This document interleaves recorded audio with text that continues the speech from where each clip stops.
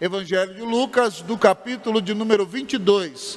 Esse foi o texto que o Senhor trouxe ao meu coração para que eu pregasse a palavra para você. Lucas 22, nós vamos ler dos versículos 39 ao 46. Convido os que estão presentes à igreja que se coloquem de pé. Lucas 22, de 39 a 46. Essa mensagem o Senhor nos deu na última sexta-feira para pregar para o nosso rebanho. Assim diz a palavra do Senhor. E saindo foi como de costume para o Monte das Oliveiras. E os discípulos o acompanharam.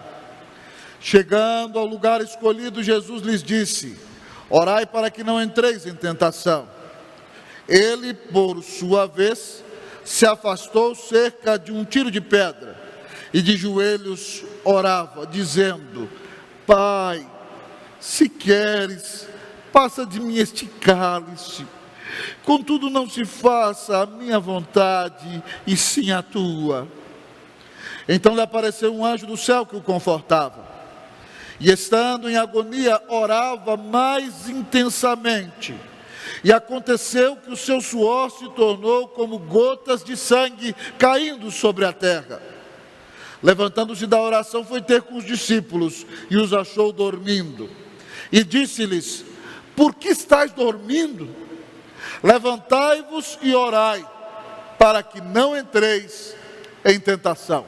Oremos ao Senhor, pedindo a Ele que fale graciosamente ao nosso coração, por meio da sua palavra. Oremos ao nosso Deus.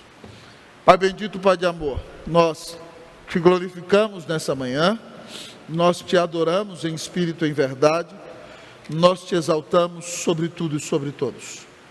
Ó Pai, muito obrigado porque o Senhor é Deus bondoso, Deus vivo, Deus que fala conosco por meio da sua palavra. Pai, exalta a glória do teu nome e exalta o nosso Redentor, Senhor, enquanto a Escritura é exposta nesta manhã. Mas também vem ao nosso encontro, Senhor. O Senhor sabe a situação que estamos vivendo.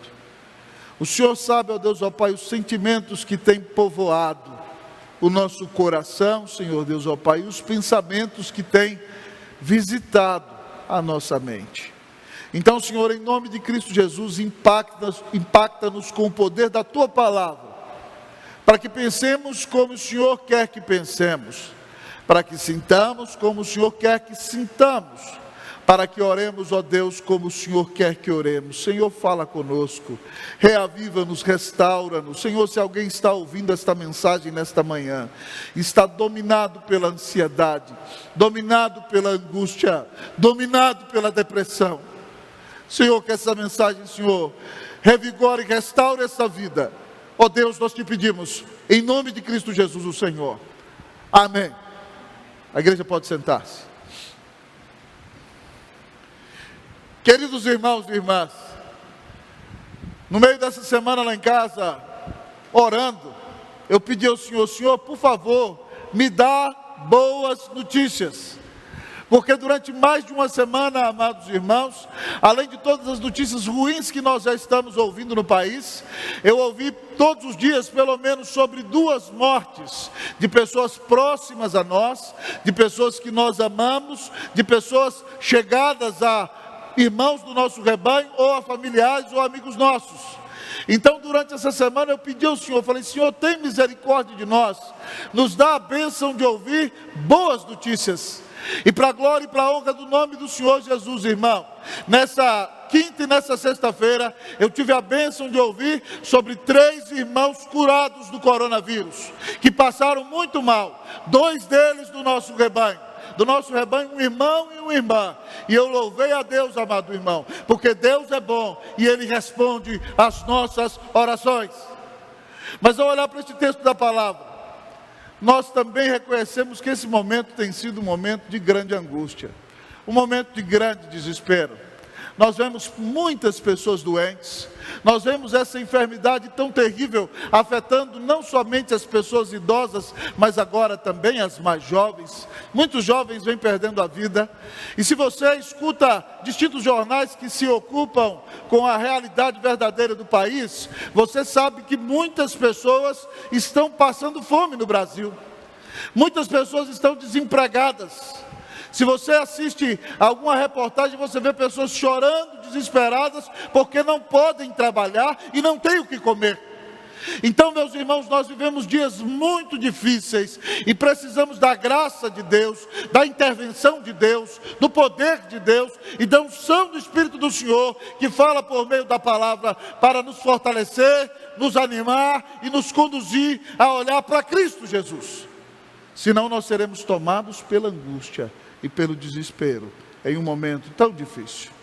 E aqui, meus queridos irmãos e irmãs, deste texto, depois de cear com seus discípulos, Jesus se dirige para o Jardim das Oliveiras, o Getsemani, que em hebraico significa a prensa dos olivos, a prensa das azeitonas, o lugar onde se tira o azeite. Esse era o lugar em que Jesus orava. E se você estuda os textos paralelos aos quais eu estou pregando nos outros evangelhos sinóticos, tanto em Mateus 26 como Marcos 14, a palavra do Senhor nos dirá que Jesus estava angustiado. No evangelho de Marcos ele diz aos seus discípulos: a minha alma está triste até a morte.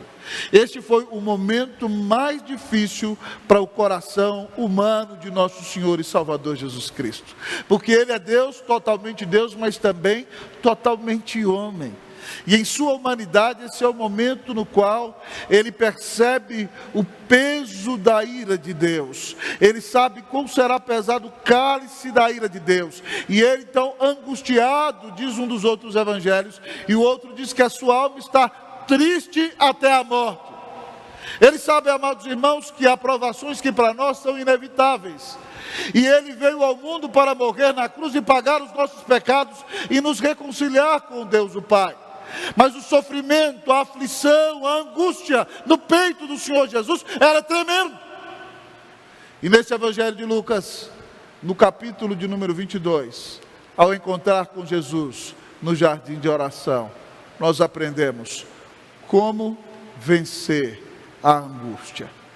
Há provações, há problemas que serão inevitáveis, mas mesmo no meio de lutas inevitáveis, nós podemos vencer a angústia. Como vencer a angústia? O texto nos responde: ore. Como vencer a angústia? Ore. Em primeiro lugar, o texto diz: ore costumeiramente. Como vencer a angústia? Ore costumeiramente. O versículo 39 diz assim: e saindo foi como de costume para o Monte das Oliveiras, e os discípulos o acompanharam. Por que Jesus tem a iniciativa de orar no dia da angústia? Porque Ele tem a prática da oração como realidade em sua vida. Ele ora sempre, no dia bom e no dia mau. E por isso o texto nos diz que no dia mais difícil da sua vida, naquela quinta de madrugada, o Senhor Jesus, depois de cear com seus discípulos, em uma das vigílias da noite, vai para o Monte das Oliveiras, o lugar onde Ele costumeiramente orava. Se nós queremos vencer a angústia, nós devemos ter uma prática costumeira de oração. Davi no Salmo 5,3 diz: de manhã, Senhor, ouves a minha voz. De manhã te apresento a minha oração e fico esperando. Por que você, nesse momento de angústia, encontra cristãos tão desesperados? Cristãos que estão gritando, chorando, e parece que o Deus deles não está no controle. É porque muitas vezes eles são cristãos e seguem os princípios na vida, mas não têm um relacionamento vivo e pessoal com o Senhor. A prática da oração diária, amados irmãos, quebranta o nosso coração, abençoa a nossa vida e nos faz ter um relacionamento costumeiro com o Senhor Jesus. No ano de 2015 eu fui à Coreia, irmãos, e eu fui convidado para pregar na Eupyong Evangelical Church, uma igreja com 12.500 membros à época. Eles tinham 5 cultos, e naquela igreja pregamos eu e o reverendo José Roberto de Divinópolis, e eu preguei num culto, ele pregou em outro. Uma grande igreja, lotada, alegre, cheia de vida. Depois que nós pregamos no culto, o pastor ofereceu um almoço especial para a comitiva brasileira, e nós então poderíamos fazer perguntas para o pastor. E nós perguntamos para o pastor da Yonpyong Evangelical Church qual era um dos segredos de um ministério abençoado. E ele respondeu tudo o que um pastor coreano responde: discipulado e oração. E nós perguntamos para ele: pastor, quantas horas o senhor ora todos os dias? Ele nos disse: eu oro 4 horas todos os dias, e mais 1h30 com a minha esposa. E é por isso, irmão, que você vê uma igreja em oração, quando ela tem a prática costumeira de orar. Meu querido irmão, Deus permitiu que essa pandemia viesse a nós, para que nós crescêssemos na nossa prática costumeira de oração. Você ora todos os dias? Você invoca a presença do Senhor todos os dias? Há um momento no qual você para tudo que está fazendo, para ler a palavra do Senhor, para ouvir o Espírito Santo falando com você por meio das páginas das Escrituras, e naquele momento então você ora ao seu Deus, você oferece ao seu Deus o seu louvor em oração, você oferece o seu cântico, você confessa os seus pecados, você pede graça do Senhor para enfrentar as dificuldades da vida.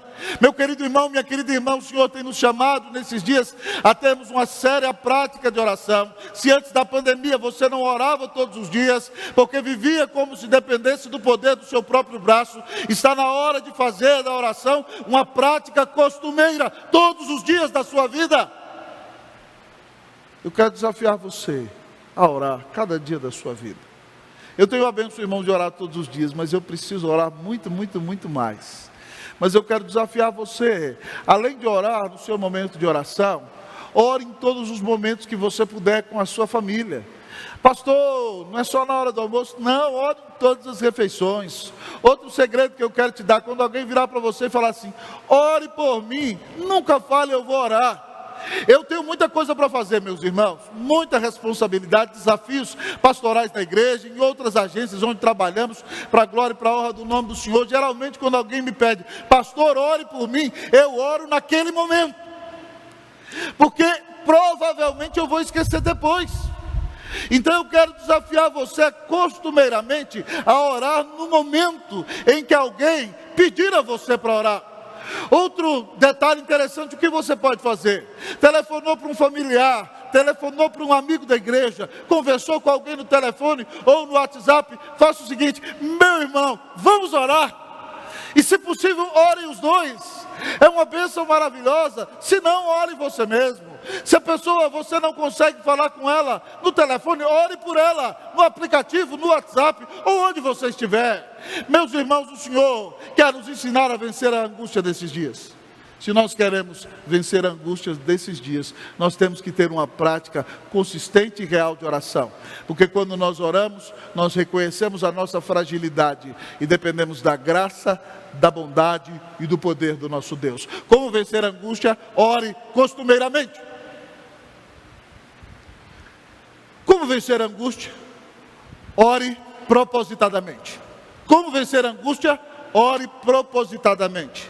Versículo de número 40 diz assim: chegando ao lugar escolhido, Jesus lhes disse: orai para que não entreis em tentação. Irmãos, a tentação que vem pela frente é muito forte. O Senhor Jesus será preso. Os discípulos fugirão. Alguns deles serão tentados terrivelmente. Pedro, poucos versículos antes deste em que prego para você, Jesus diz a Pedro: Simão, Simão, eis que Satanás vos reclamou para vos peneirar como trigo. Eu, porém, roguei por ti para que a tua fé não desfaleça.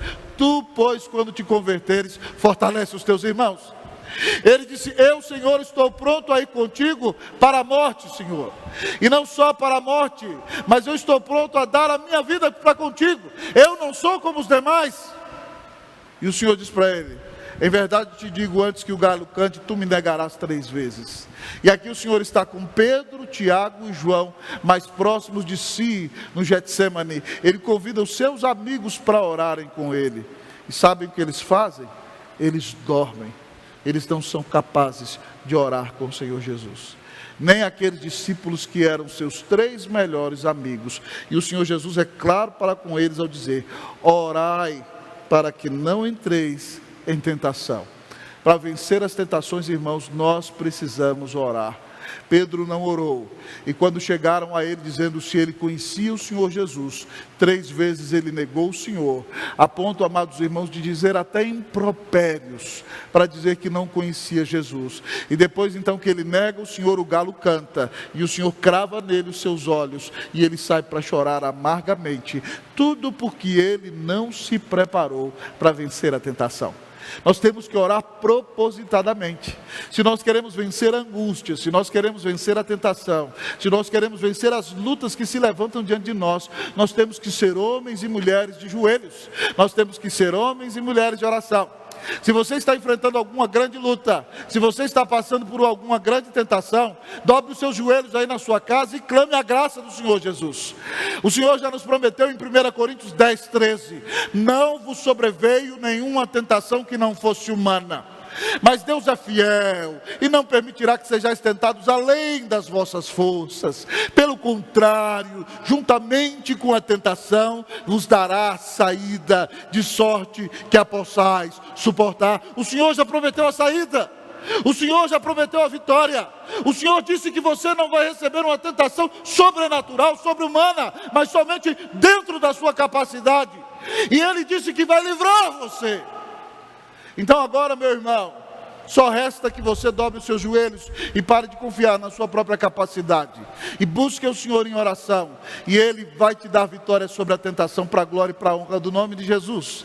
Há mais de 20 anos atrás, eu conheci uma moça que tinha problemas de ciúme com seu marido, a ponto de dar escândalos públicos, amados irmãos, no meio do povo de Deus. Mas aquela moça ouviu uma mensagem poderosa da palavra do Senhor, chamando ao arrependimento, e ela chorou na presença de Jesus, e se quebrantou, e fez um propósito de orar a Deus, para vencer o ciúme, que era uma grande tentação na vida dela. E ela orou, amado irmão, e Deus arrancou dela o ciúme, a ponto do seu marido ficar assustado. Meu Deus, será que ela já não gosta mais de mim? Louvado seja Deus, irmão. Deus nos dá poder para vencer a tentação.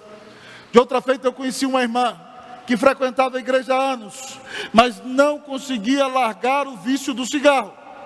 E ela não se tornava membro da igreja, porque ela era escrava da nicotina. O cigarro era o seu Deus, o cigarro era o seu alívio. Toda vez que ela ficava tensa, ela, como diz o povo no interior, pitava um atrás do outro, fumava um atrás do outro. Até que aquela irmã foi desafiada por quem a pastoreava. E foi dito àquela irmã que ela de fato se arrependesse do seu pecado, entregasse a Cristo Jesus, e que a sua liderança oraria com ela. E a sua liderança orou com ela, para a glória e para a honra do nome de Jesus. E ela, amados irmãos, dentro de alguns meses, foi liberta do cigarro. E para a glória de Deus, há mais de 15 anos, ela nunca mais colocou um cigarro na boca. Deus nos deu a oração para que nós vençamos as nossas dificuldades e as nossas tentações. Você não precisa de cigarro para se aliviar. Você não precisa de cachaça para se aliviar. Você não precisa de prostituição para se aliviar. Você deve ir para a presença de Deus e derramar o seu coração em oração. Contar para o Senhor tudo aquilo que aflige a sua alma, tudo aquilo que traz angústia para a sua vida. E então o Senhor vai te libertar e vai te dar poder para vencer a tentação. Como vencer a angústia? Ore propositadamente. Se você é escravo de algum pecado, se você é dependente de algum vício, se você tem alguma tentação que te atrapalhe de seguir adiante, em nome de Jesus, clame a Deus em oração, diz: Senhor, dá-me vitória sobre a tentação, em nome de Jesus. O Senhor prometeu que o Senhor me daria somente tentação que fosse humana, permitiria que viesse a mim, porque Deus não tenta ninguém. O Senhor permitiria que viesse a mim somente tentação que me fosse humana, e ainda me daria o livramento. Livra-me, Senhor. E o Deus que é fiel cumprirá a sua palavra e te dará o livramento para a glória e para a honra do nome de Jesus. Como vencer a angústia? Ore propositadamente. Mas talvez você me pergunte nessa manhã: pastor, como vencer a angústia? Ore costumeiramente, ore propositadamente, mas ore humildemente. Como vencer a angústia? Ore humildemente. Diz aqui o texto, olhemos para Jesus, versículos 41 e 42. Ele, por sua vez, se afastou cerca de um tiro de pedra e de joelhos orava, dizendo: Pai, se queres, passa de mim este cálice, contudo não se faça a minha vontade, e sim a tua. Nós vemos o nosso Senhor Jesus Cristo no maior momento da sua angústia, revelando uma incomparável humildade. E a humildade do Senhor Jesus nestes 2 versículos se revela de 2 maneiras. A primeira delas é a sua postura de humilhação. O texto diz que ele se distanciou dos seus 3 amigos cerca de um tiro de pedra, um lugar no qual eles podiam ainda ouvir a sua oração. E a Bíblia diz que ele estava de joelhos. Preste atenção comigo aqui, meu irmão. Quem está de joelhos é homem, mas é Deus. Você encontra Deus ajoelhado, Deus homem, Deus filho, Deus de joelhos na presença do Pai. Às vezes em igreja presbiteriana, você convida algumas pessoas para ajoelhar, elas torcem o bico, dizendo: o que adianta a posição de estar de joelhos? Se não está de joelho no coração, não ajoelha mesmo não, porque já é soberbo mesmo. Mas aqui você encontra o Filho de Deus, o Rei da Glória, aquele que esteve na criação, o Todo-Poderoso Senhor, aquele que Isaías viu sentado no trono, ao qual os anjos diziam: Santo, Santo, Santo é o Senhor dos Exércitos, toda a terra está cheia da sua glória. Aqui está Deus, a segunda pessoa da Trindade, feito homem sem deixar de ser Deus, ajoelhado, se humilhando na presença de Deus, o Pai. Eu e você temos que aprender a orar como Jesus. E a postura de joelhos revela a postura do coração humilhado e ajoelhado e quebrantado e dependente diante do Pai. Mas nós percebemos a oração humilde de Jesus não somente na sua postura de joelhos, mas na sua própria palavra.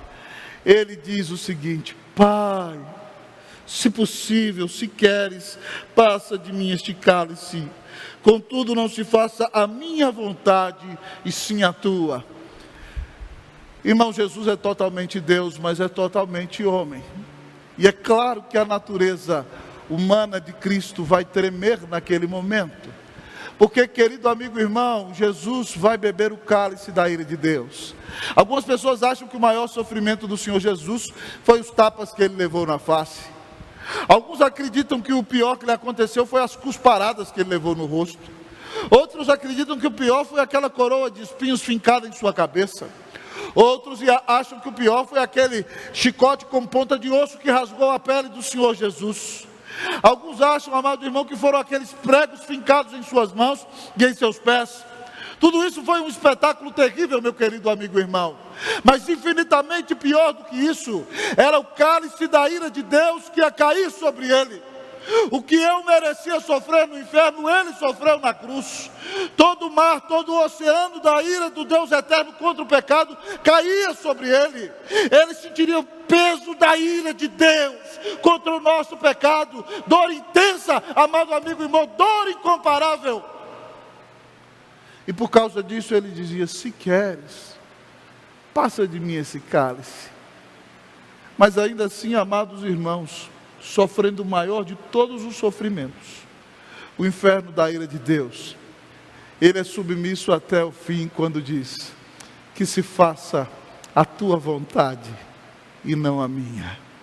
Deus homem se submete a Deus Pai, o Filho submisso ao Pai, humilhado de joelhos, dizendo: que se faça na minha vida aquilo que o Senhor quiser. Você é humilde assim quando ora ao Senhor? Você se quebranta dessa maneira quando invoca a presença do seu Deus? Pedro, o apóstolo, que nesse momento dormiu, aprendeu. E em sua primeira carta ele nos diz: humilhai-vos sob a poderosa mão de Deus, para que Ele, em tempo oportuno, vos exalte, lançando sobre Ele toda a vossa ansiedade, porque Ele tem cuidado de vós. Se você quer vencer a angústia, se humilhe hoje. Reconheça que Deus tem todo o poder. Humilhai-vos sob a poderosa mão de Deus, para que Ele em tempo oportuno vos exalte. Reconheça que Ele é soberano e poderoso, mas que Ele é sábio. Ele sabe o tempo oportuno de exaltar seus filhos. Mas reconheça que Ele é o Deus que cuida de você, e por causa disso o texto diz: jogue sobre Ele, lance sobre Ele toda a sua ansiedade, porque Ele tem cuidado de você. Veja bem que Jesus sente um momento de angústia terrível. Toda a ira do Deus eterno vai cair sobre ele. Mas veja como ele chama Deus.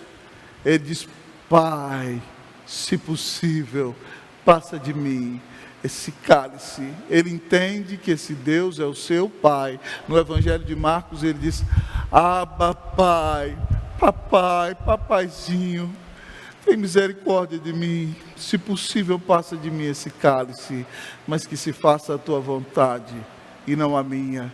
Irmãos, nós precisamos aprender muito com o Senhor Jesus. Esse tempo de pandemia tem sido um grande desafio para muitos de nós, principalmente muitos de nós que gostamos de realizar, de avançar em nossos trabalhos e de avançar na obra de Deus. Porque esse tempo de pandemia, amados irmãos, tem fechado muitas portas que nós desejávamos ver abertas. Nós não temos podido desenvolver aquilo que estava no nosso coração. A Bíblia diz que o coração do homem pode fazer planos, mas a resposta certa dos lábios vem do Senhor. Mas de repente nós sentamos, nós projetamos, e nós que estávamos acostumados a ver a mão de Deus abençoando sempre o que fazíamos, de repente vemos o Senhor fechando todas as portas. É muito difícil, meu querido amigo e irmão. É muito difícil quando você vê o Deus eterno fazendo algo de uma maneira diferente daquilo que você esperava.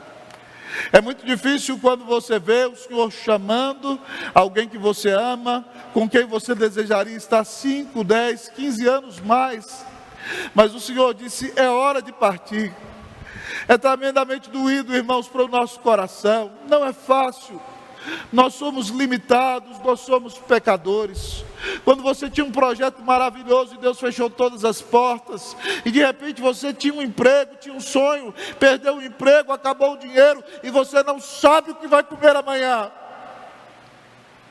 Mas, meu irmão, em nome de Jesus, eu desafio você a dobrar os seus joelhos. Entrega o teu caminho ao Senhor, confia nele, o mais Ele fará. Ele tem poder de abrir portas e fechar portas, e o Deus que fecha portas é o Deus que te ama. Talvez você não entenda nada nesse momento, mas esse Deus maravilhoso deu o seu Filho na cruz para salvá-lo. Veja bem que Ele enviou o seu Filho à cruz, deu poder ao seu Filho para vencê-la, mas a cruz foi inevitável, e o que você tem que passar, terá que passar. Então dobre o seu joelho onde estiver, peça perdão ao Senhor pelo seu pecado, peça perdão a Deus pela sua rebelião, peça perdão a Deus por murmurar e reclamar, porque Deus não realizou aquilo que você queria. E aprenda a orar como Jesus. Pai, eu gostaria de ver isso acontecer, mas que se faça a tua vontade e não a minha. Que o Senhor nos dê um coração submisso, irmãos. Deus usa uma pandemia como essa para nos humilhar, para submeter o nosso coração. Então, se Deus levou alguém que você ama, se Deus fechou as portas para um projeto seu, se algum sonho seu não foi realizado, peça a Deus graça. Eu tenho feito isso, irmãos. Falo: Senhor, me ajuda a me submeter à tua vontade. A tua vontade é boa, perfeita e agradável. Que Deus tenha misericórdia de nós e nos dê a bênção de orar humildemente, confessando os nossos pecados, confessando as nossas limitações e submetendo a nossa vida diante da presença do Senhor. Deus usa tudo isso, irmão, para nos quebrar, para nos humilhar, para nos botar com a cara no pó, para nos mostrar que Ele é Deus e que Ele está no controle de todas as coisas. Ore humildemente, se humilhe na atitude do coração e seja submisso à vontade do Senhor. Só assim você poderá vencer a angústia. Mas talvez você me pergunte nessa manhã: pastor, como vencer a angústia? Nós já aprendemos: ore costumeiramente, ore propositadamente, ore humildemente. Mas o texto diz, em quarto lugar, ore intensamente. Como vencer a angústia? Ore intensamente. Olhe comigo para o texto, irmãos, versículos de número 43 e 44. Então lhe apareceu um anjo do céu que o confortava. E estando em agonia, orava mais intensamente, e aconteceu que o seu suor se tornou como gotas de sangue caindo sobre a terra. O Deus eterno providenciou a presença de um anjo para consolar o Senhor Jesus. Mas a situação é tão complicada, irmão, que ali está a presença do anjo, porque Cristo vai receber a ira de Deus, e o anjo ali é um sinal de que Deus também o está acompanhando, protegendo. O anjo é ministro de Deus, mas Cristo está tão angustiado que a Bíblia diz no versículo 44, que ele está em grande agonia. Irmão, ele está tendo uma dor existencial no âmago, é como se uma espada estivesse atravessando o seu peito e a sua alma. Ele está gemendo no íntimo, está em grande agonia. E estando em grande agonia, o que ele faz? Ele ora mais intensamente. Ele ora: Pai, me dá força então para suportar esse cálice. Pai, me ajuda. Pai, protege os discípulos. Provavelmente a oração que Cristo fez aqui, além dessas palavras, irmãos, é aquela oração sacerdotal de João 17: guarda os que são teus, santifica-os na verdade, a tua palavra é verdade. Eu oro por aqueles que também vão crer em mim depois. Tem misericórdia de mim. Cristo gemia em agonia, chorava, orava, lutava, orava intensamente na presença de Deus. Eu não sei se você sabe o que é orar intensamente. Muitas vezes, irmãos, nós estamos acostumados com orações protocolares. O sujeito vai orar no almoço: faça mal, faça bem, em nome de Jesus, amém, né? E ele fala assim, pronto, vai tudo bem. E de repente, então, ele usa palavras ribombantes e bombásticas. E aqueles irmãos, alguns olham assim: pastor, eu nunca vou poder orar na igreja, porque eu não consigo orar com palavras tão rebuscadas como alguns irmãos oram. Não consigo, é impossível para mim orar assim. Mas quando chega o momento do desespero, irmãos, nós dobramos os joelhos e intensamente clamamos a Deus e apresentamos diante de Deus as nossas lutas. Meus irmãos, no ano de 2015, nossa filha Daniele nasceu na cidade de Brasília, numa das melhores maternidades daquela capital, um excelente hospital. E quando ela nasceu, quando estávamos para sair do hospital, daquele importante hospital, nos pediram para fazer um exame de vista nela. Não era costume, mas eu falei: vamos fazer todos os exames.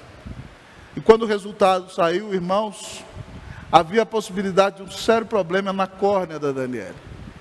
E havia a possibilidade dela ficar cega desde pequenininha. E aquilo partiu o nosso coração.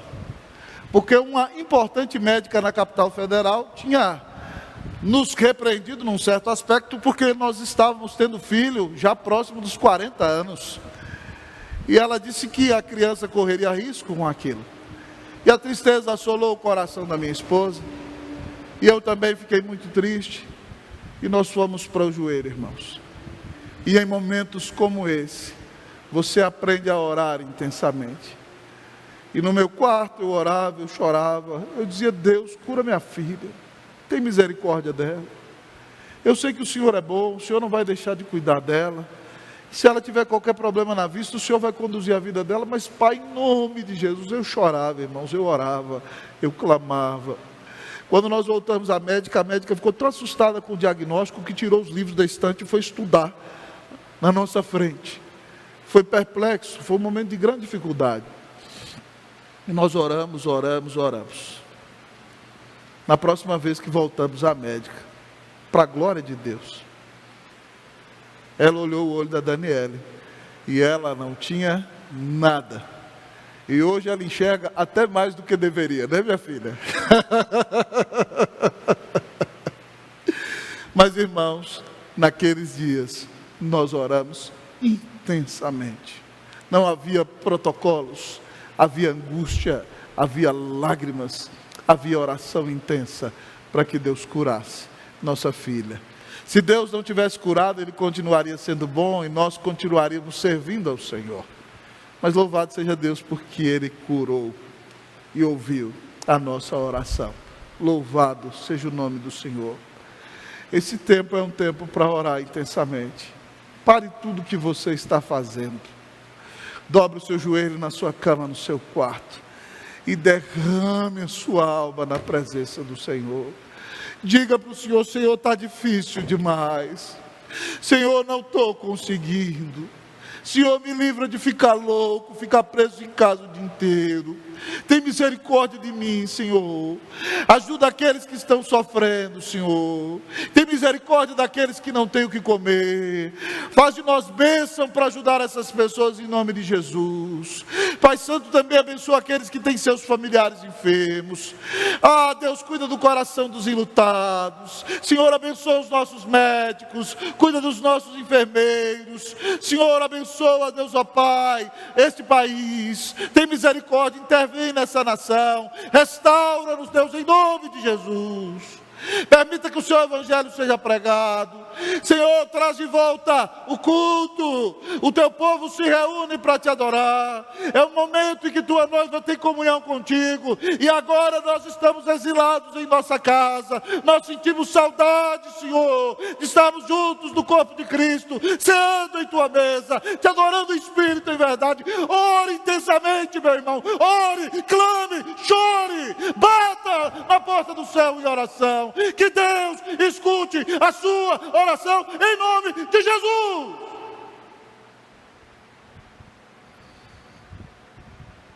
Jesus tinha a sua alma agoniada e angustiada. E graças ao Pai, que enquanto ele orava, a agonia foi retirada do seu coração. Preste atenção, depois deste momento você não vê Jesus titubear, nem sequer uma vez mais. E é isso que o texto vai nos apresentar aqui. Quando nos ensina como vencer a angústia, o texto nos diz em último lugar: ore perseverantemente. Como vencer a angústia? Ore perseverantemente. Lá no versículo 40 ele tinha dito aos discípulos: orai para que não entreis em tentação. Depois de ter voltado 3 vezes a seus discípulos, encontrá-los dormindo. O versículo 45 diz o seguinte: levantando-se da oração, foi ter com os discípulos e os achou dormindo de tristeza. E disse-lhes: por que estáis dormindo? Levantai-vos e orai, para que não entreis em tentação. Lucas, irmãos, é um gentleman. Quando ele fala que Jesus transpira sangue, essa doença é chamada pela ciência de diapedese. Acontece com pessoas que estão tremendamente angustiadas, em momentos de grande sofrimento emocional. E os discípulos de Jesus não oram por ele. Além de descrever essa questão médica do transpirar sangue, Lucas é um gentleman. Por quê? Porque Marcos, que está copiando as pregações de Pedro, o evangelho de Marcos são cópias literais dos sermões de Pedro. Nesse texto ele diz assim, que o Senhor volta e fala assim: Simão, não pudeste vigiar comigo nem uma hora? Em outras palavras, cadê o cara que estava preparado para ir para a morte comigo? Não pode orar comigo nem uma hora. Pedro está contando o seu próprio pecado e conta nos seus sermões onde ele vacilou. Então Marcos não tem medo, ele escreve dizendo que Pedro falhou ao não orar com Jesus. Mateus, também sendo um dos discípulos que estava mais distante, coloca Jesus perguntando a Simão e aos outros: não puderam vigiar comigo, orar comigo, nem uma hora sequer? Mas Lucas, como tem apreço pelos apóstolos, diz que eles estavam dormindo de tristeza. Então eles dormem por causa da sua tristeza, obviamente, mas também porque falham, são pecadores e não conseguem estar ao lado do seu Senhor. Mas o nosso Senhor persevera em oração, Ele persevera, Ele volta uma vez, tanto Mateus como Marcos nos dizem isso, eles estão dormindo, Ele volta para orar, Ele volta outra vez, eles estão dormindo, e na terceira vez Ele volta, e agora, irmãos, a agonia já deixou o peito dele, e tanto Mateus como Marcos dizem o seguinte: ainda dormis? Levantai-vos, vamos já, eis que o traidor se aproxima. Jesus está preparado para enfrentar o inferno, Judas, os romanos e todos que se levantarem diante dele. Ele venceu a angústia por meio da oração.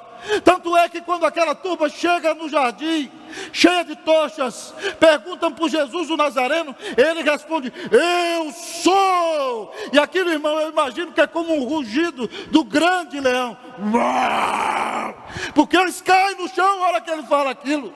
Ele revela o seu caráter: eu sou. Ele mostra que é Deus. E aí eles caem e ficam assustados, e Jesus: me prendam logo, deixe os outros ir embora.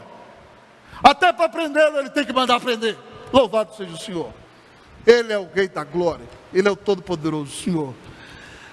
Mas porque perseverou em oração, ele estava preparado para enfrentar o seu desafio. Ore perseverantemente. Continue orando, continue a orar, continue a orar.